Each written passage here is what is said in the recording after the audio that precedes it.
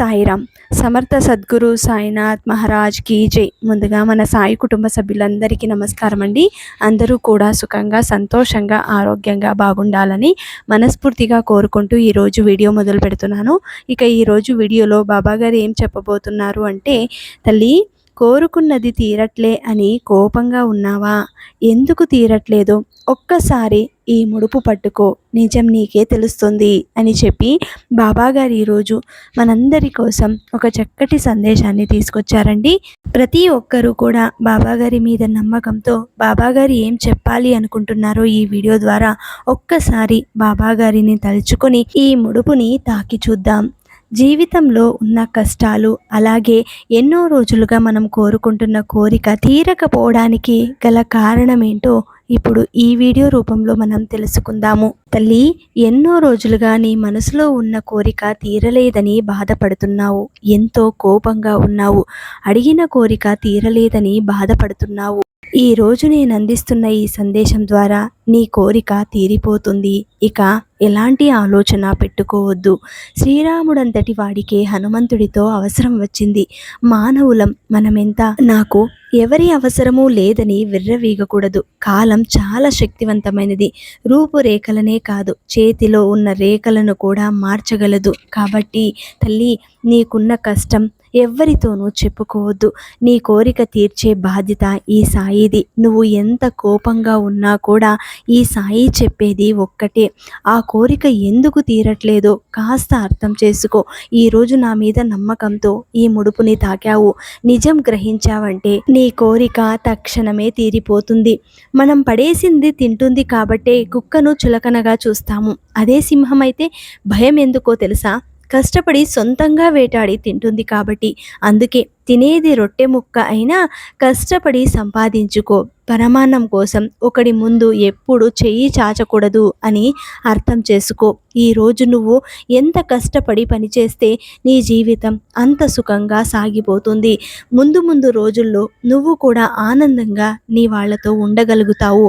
ఈరోజు పలుకుబడి ఉందని తప్పులు చేయకు, మాటలతో బాధ పెట్టకు, మనసును గాయపరచకూడదు. బాగా గుర్తుపెట్టుకో, కర్మ సిద్ధాంతం ఒకటి ఉంది. అది మనం ఇచ్చింది తిరిగి మనకే ఇచ్చి వెళుతుంది. ఏమ్మా, అర్థం చేసుకుంటున్నావా తల్లి? జీవితంలో ఏది ఎప్పుడు చివరిదో చెప్పలేము. ఏ ఆట చివరిదో, ఏ మాట చివరిదో. అందుకే వీలైనంతగా పలకరిస్తూ ఉండు, వీలైతే కలుస్తూ ఉండు. అంతేకాని చివరి జ్ఞాపకాలే మనకు ఎప్పుడూ గుర్తుండిపోతాయి. జరిగిన దాన్ని ఒప్పుకోవాలి, ఉన్నదాన్ని పట్ల విశ్వాసం ఉంచుకోవాలి, జరగబోయేదాన్ని ఆహ్వానించు. అవి ఏవైనా సరే తప్పదు. ఇది కర్మ సిద్ధాంతం ప్రకారం జరుగుతుంది అని గుర్తించుకో. తల్లి, మన సమస్యల్లో చాలా వాటికి కారణం వద్దు, లేదు అని చెప్పటం, తెలియకపోవటమే. ఈ కష్టం ఇతరుల విషయంలోనే కాదు, మన మనసు అడిగే గొంతెమ్మ కోరికలను కూడా వద్దని చెప్పలేని దుస్థితి వల్లే దాపరిస్తుంది అని ఇది గుర్తుపెట్టుకో. మనం ఏ కోరికతో అయితే ఎన్నో రోజులుగా మదన పడుతూ ఉన్నామో ఆ కోరిక కారణంగానే ఈరోజు ఈ కష్టాన్ని అనుభవిస్తున్నాము అని గమనించు. ఏ కోరికలైతే మనం ఎప్పుడూ కోరుకుంటూ అనుభవిస్తామో ఆ కోరికలు తీరక నిరంతరం నిన్ను బాధ పెడుతూనే ఉంటాయి. పుట్టకతో పూలవనం కాదు తల్లి, ఏ ఒక్కరి జీవితం అలా ఉండదు. అందరి జీవితాలు పడి లేచి బ్రతకాలే కానీ మన ఒక్కరికే కాదు. అసలు భూమిపై సమస్య లేని మనిషే లేడు. అందుకే రేపటి రోజున సంతోషం వస్తుందనే ఆశతో నవ్వుతూ జీవించడం అలవర్చుకోవాలి. అదే జీవన రహస్యమవుతుంది. ఆస్తులు సంపాదించలేదని, కన్నవారి మీద కోరికలు తీర్చలేదని దేవుడి మీద ద్వేషం పెంచుకోకూడదు. కానీ పెంచడం వరకే కన్నవారి బాధ్యత, కాపాడడం వరకే దేవుడి బాధ్యత. సంపాదించడం, సాధించడం నీ ప్రయత్నం మీదే ఆధారపడి ఉంటుంది. కష్టపడే దాంట్లోనే ఉంటుంది గౌరవం, మోసం చేసే దాంట్లో పతనం ఉంటుంది. నిజాయితీగా ఉన్నంత వరకు ఒకరి ముందు నటించాల్సిన అవసరం లేదు. బలం ఉపయోగించి ఎదుటివారి మీద గెలవడం చాలా సులభం, కానీ గుణం ఉపయోగించి ఎదుటివారి మనసు గెలవడం ఇంకా కష్టం. తల్లి, డబ్బుతో పొందగలిగేది ఏదీ శాశ్వతం కాదు, కానీ మనసుతో పంచే స్నేహం, ప్రేమ, ఆప్యాయతలు ఎప్పటికీ శాశ్వతమైనవి, స్నేహపూర్వకమైనవి. తల్లి. నీ చుట్టూ అలాంటి వారు ఉంటే అలాంటి వారిని ఆత్మీయులుగా భావించి వదులుకోకుండా కాపాడుకో. అలాంటి ప్రేమ నీకు ఎంతో గౌరవపూర్వకంగా మర్యాదలు తెచ్చిపెడుతుంది. ఈరోజు నా మీద నమ్మకంతో ఒక ముడుపుని తాకావు. ఎందుకు తాకావు తల్లి? ఎందుకంటే ఈ సాయి ఏది అడిగినా తక్షణమే తీరుస్తాడు అన్న నమ్మకంతో. ఎందుకంటే నువ్వు నా బిడ్డవి కాబట్టి, ఈ సాయి చెప్పినట్టుగా నడుచుకుంటావు కాబట్టి, ఈ సాయి ఏది చెప్తే అదే నీ జీవితంలో జరుగుతుంది. కాలం ఎప్పుడూ ఒకేలా ఉండదు తల్లి. తలపొగురుతో తిరిగిన వాడిని తల దించుకునేలా చేస్తుంది ఈ కాలం. తలదించుకొని బ్రతికిన వాడిని ధైర్యంగా బ్రతికేలా చేస్తుంది. నవ్విన వాడిని ఏడ్పిస్తుంది. ఏడ్చిన వాడిని నవ్వేలా చేస్తుంది. కాలం చేతిలో అందరం కీలుబొమ్మల్లాగా ఉండాల్సిందే. ఈ రోజుల్లో బంధం అనేది తామరాకు మీద నీటి బిందువు లాంటిది తల్లి. మనం సంతోషంగా ఉండాలి అని అనుకుంటే దానికి ఒకటే దారి, ఒకరి గురించి మాట్లాడకుండా ఆలోచించకుండా ఉంటే చాలు. అదే నీ జీవితం సుఖమయం చేస్తుంది. ఆశపడి బాధపడటం కంటే ఏమీ ఆశించకుండా ప్రశాంతంగా ఉంటే దానిని మించిన ఆనందం ఇంకొకటి ఉండదు. కోరుకున్నది రాదు, అనుకున్నది జరగదు, నచ్చింది ఉండదు, ఉన్నది నచ్చదు. ఇదే జీవితం అవుతుంది తల్లి. నీ జీవితంలో ఈ క్షణం ఏది నీ ముందుందో, ఏ విధంగా నీ జీవితం గడుస్తుందో ఆ జీవితాన్ని చూసి సంతోషపడు. అంతేకాని ఈ కష్టం ఎందుకు అని బాధపడవద్దు. దేవుడిని నిందించవద్దు. భగవంతుడు చేసేది ఏమీ లేదు. ఏ జన్మ నుండి తెచ్చుకున్న కర్మనో కానీ ఈ జన్మలో నేను అనుభవిస్తున్నాను అని భ్రమపడు. మరణానికి మించిన సమస్య లేదు.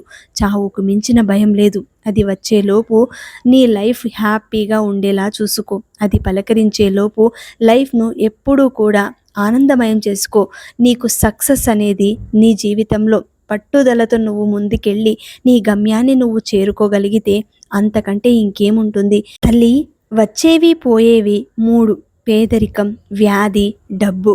వచ్చిన వదిలిపోనివి మూడు: కీర్తి, జ్ఞానం, విద్య. పోతే రానివంటూ ఉంటాయి మూడు: అవి కాలం, యవ్వనం, పరువు. వెంట వచ్చేవి మూడే: పాపం, పుణ్యం, నీడ.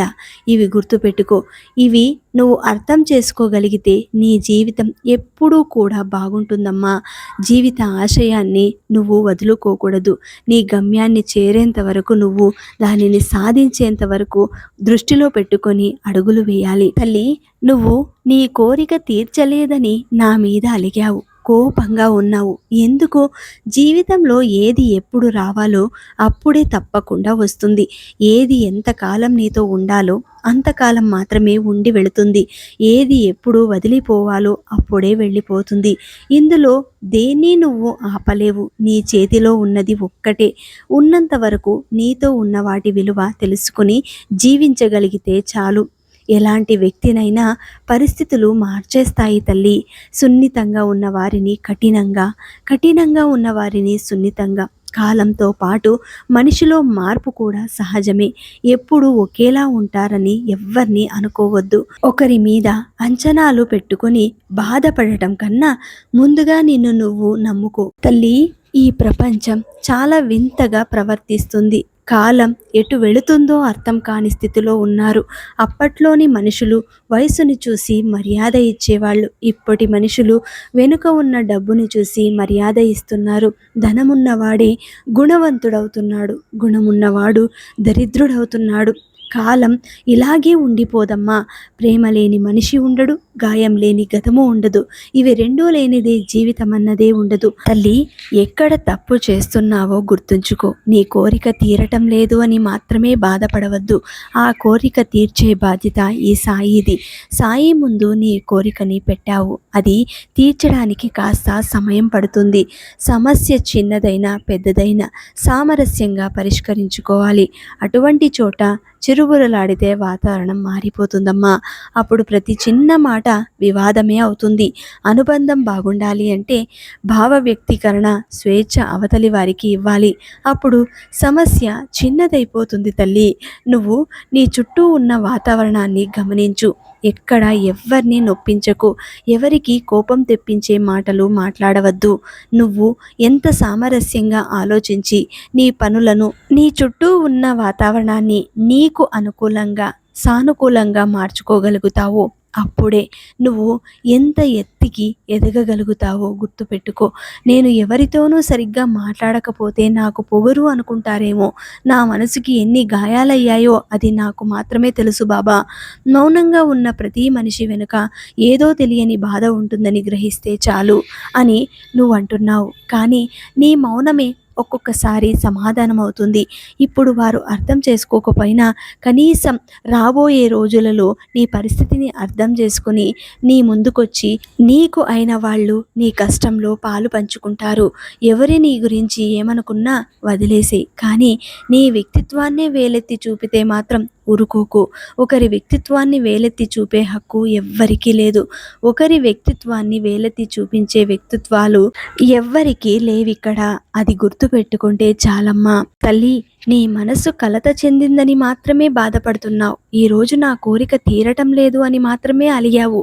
మరి ఈరోజు బాబా నీ కోసం ఒక ముడుపు తెచ్చాడు. ఆ ముడుపుని పట్టుకోమని చెప్పాడు. మరి కళ్ళ మూసుకొని బాబా ముందు కూర్చుని ఈ శనివారం నాడు ఆ ముడుపుని తాకావు. నువ్వు ఎంతో అదృష్టవంతురాలివి. రాబోయే రోజులలో సంతోషకరమైన జీవితాన్ని అనుభవించబోతున్నావు తల్లి. ఇక ఆనందంగా ఉండడానికి ప్రయత్నం చెయ్యి. ఈ సాయి మాటలు నీకు ఊరటనిస్తాయి అని అనుకుంటున్నాను. ఎందుకంటే ఈరోజు నువ్వు నా కోసం నా మీద నమ్మకంతో భక్తి శ్రద్ధలతో ముడుపుని తాకావు. ఈ ముడుపు ఏ విధంగా నీ జీవితంలో ఆనందాన్ని తీసుకొస్తుంది అంటే, ముందు ఈ సాయి చెప్పిన మాటలు, ఈ బాబా చెప్పిన సూక్తులు నువ్వు అర్థం చేసుకుని నీ జీవన శైలిని మార్చుకోవాలి. ఎవరికైనా ఓపిక అనేది కొన్నాళ్లే ఉంటుంది. సహిస్తున్నారు కదా అని పదే పదే అలాగే చేస్తే ఆ ఓపిక నశిస్తుంది. అది అర్థం కాక కొంతమంది చేసిన తప్పే మళ్ళీ మళ్ళీ చేస్తూ ఉంటారు. ఒక్కసారి వారికి మనసు విరిగి దూరం పెట్టడం మొదలు పెడితే ఎన్ని ప్రయత్నాలు చేసినా మళ్ళీ దగ్గర అవ్వడం కష్టం. ఉన్నప్పుడే మనిషి విలువ, ఆ మనసు విలువ తెలుసుకోవాలి. కాబట్టే ఈరోజు నా బిడ్డ అలాంటి తప్పు చేయకూడదు అని నీకు ఈ మాటలు చెబుతున్నాను. ఎక్కడైనా ఏ బంధంలోనైనా నీకు అలా అలసట అనిపించి ఎవరైనా నిన్ను నొప్పించి బాధ పెట్టిన వారు ఉంటే తక్షణమే అలాంటి వారిని దూరం చేసుకో. ఎందుకంటే వారి మనస్తత్వం, వారి స్వభావం అలా ఉంటుంది. వారు నిన్ను ఏడ్పించాలనే ప్రయత్నం చేస్తారు. కానీ నువ్వు వారిని చూసి భయపడుతూ ఏడుస్తూ ఇంకా కూర్చుంటే వారు ఆ విధంగానే నిన్ను ఇంకా ఇంకా ఏడ్పించాలనే ప్రయత్నం చేస్తారు. తల్లి, మనం కష్టాల్లో ఉన్నప్పుడు మన కంట పడకుండా తిరిగేవారు కొందరుంటారు. మనకి అదృష్టం వరించినప్పుడు మన కంట పడాలని తాపత్రయపడేవారు కూడా కొందరుంటారు. ఎప్పటికైనా మన అవసరం ఉండొచ్చని మనల్ని ఒక కంట కనిపెడుతూ మరికొందరుంటారు. నిజమైన స్నేహితులు మాత్రం మన కంట కన్నీరు రాకూడదని, మనం సంతోషంగా ఉండాలని కోరుకునేవారు మన స్నేహితులు. కాబట్టి మనిషి జీవితం ఎటు వెళుతుందో, ఏ విధంగా మారుతుందో వారు ఆలోచించే వ్యక్తిత్వాన్ని బట్టి, వారు మసులుకొనే విధానాన్ని బట్టి ఉంటుంది. అదృష్టంతో పైకొచ్చిన వాడికి చెట్టు ఎక్కడం మాత్రమే తెలిసి ఉంటుంది. అదే స్వయం కృషితో వచ్చిన వాడికి చెట్టు ఎక్కడం, దిగడం కూడా వచ్చి ఉంటుంది. మొదటివాడు ఎప్పుడు కింద పడతానో అని భయపడుతూ ఉంటాడు. రెండోవాడు పడినా మళ్ళీ ఎక్కగలననే ధైర్యంతో ఉంటాడు. అదే అదృష్టానికి స్వయం కృషికి ఉన్న తేడా. ఇది గుర్తుపెట్టుకో. నీ జీవితంలో సడన్గా వచ్చే అదృష్టం కావాలా? లేదు, నేను స్వయం కృషితో ముందడుగు వేస్తాను, నాకు జీవితం చాలా పాఠాలు నేర్పిస్తుంది, ఆ భగవంతుడు కూడా నాకు ఇచ్చే కష్టాలు ఒక రకంగా ఎంతో అనుభవపూర్వకంగా ఉంటాయి, ఇవి నన్ను జ్ఞానోదయం చేస్తున్నాయి అని నువ్వు అర్థం చేసుకోవాలి. ఎక్కడ తప్పులు చేస్తున్నావో వాటిని సరిదిద్దుకుని ముందుకెళితే నిజంగా నీ జీవితం ఎంతో సంతోషంగా ఉంటుంది. ఎవరితోనైనా మాట్లాడేటప్పుడు ఒక మెట్టు దిగి ఆలోచించు అంటారు కదా. అర్థం చేసుకునే వారి కోసం ఎన్ని మెట్లైనా దిగొచ్చు, కానీ ఎన్ని మెట్లు దిగినా అర్థం చేసుకునే వారి కోసం ఆలోచించి లాభం లేదు. ఇంకా దిగితే వారి దృష్టిలో మనం దిగజారిపోతాం. ఇది గుర్తుపెట్టుకో.